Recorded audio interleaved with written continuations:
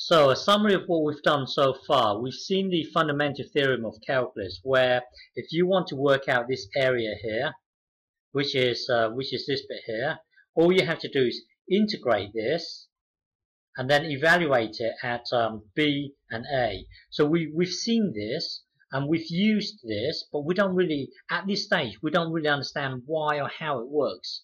At this stage we know how to use it, but we don't fully understand why it works. Why is it that when you want to work out the area of this, all you have to do is integrate it and then evaluate it B and A?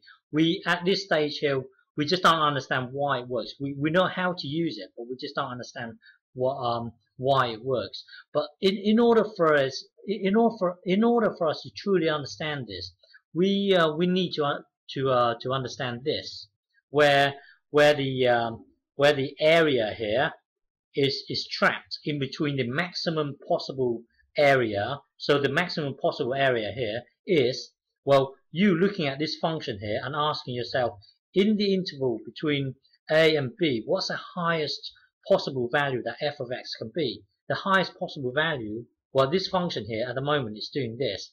The highest point is right here. So that there would be max f. Well, max f here, then you times the width here, that would give you the biggest possible area in between a and b.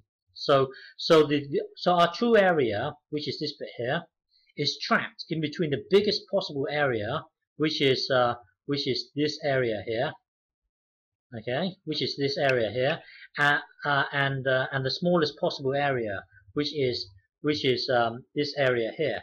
So we've seen this, and the reason why we spend so much time on this is because in order for us to really truly understand this, we need to be able to understand that we can trap the true area in between the biggest possible area and the smallest possible area. So we spend a lot of time on this just so that later on we can try and understand this.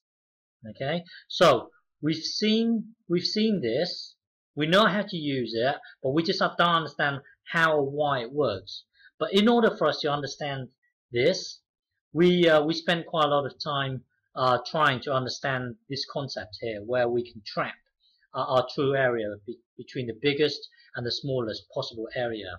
But now the next step, the next step in trying to understand this here is the next step would be this. The next step would be this, which I will explain in the next video. Okay.